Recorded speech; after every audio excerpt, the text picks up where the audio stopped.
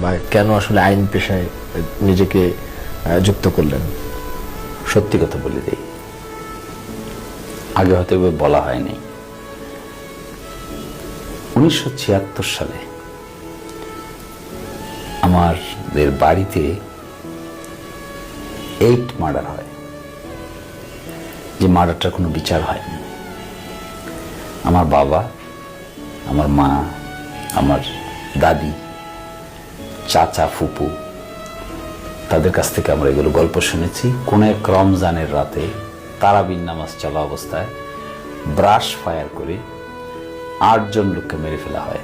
ওই অঞ্চলে এটা বড় ভালো করে পরিচিত 8 মার্ডার নামে।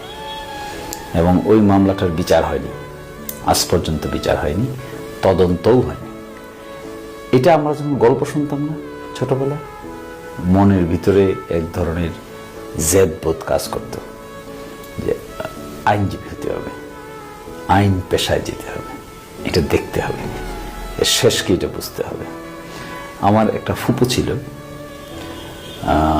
অল্প বয়স, শিশুকালই তাকে ওখানে। আমার এক চাচাতো দাদা ছিল, যিনি যার 2 পা, হাঁটতে পারতেন না, উনি হুইল চেয়ারে চলে হাঁটতেন। তখন তো হুইল চেয়ার ছিল না, হাতের উপর ভর করে হাঁটতেন। তিনি ক্যাশিয়ারের ভূমিকা পালন করতেন, সবসময় বসে থাকতেন দোকানে। তাকেও মেরে ফেলা হয়। কারি মধুমিয়া নামে এক কারি সাহেব ছিলেন, আমার আরেক দাদা, তার বাড়ির উঠানে এক তারাবির নামাজের সময় এই ঘটনা ঘটে। তো এইগুলো আমরা ছোটবেলা শুনতাম, আর মনের ভিতরে এক সময় এক ধরনের স্বপ্ন বুনতাম, আইনজীবী হব, আইনজীবী হলে কোনো একদিন এই বিষয়টা তোলা হবে। এরপরে যখন ঢাকা বিশ্ববিদ্যালয়ে অ্যাডমিশন টেস্ট দিলাম, আর অ্যাডমিশন টেস্টের সিরিয়াল হলো 35।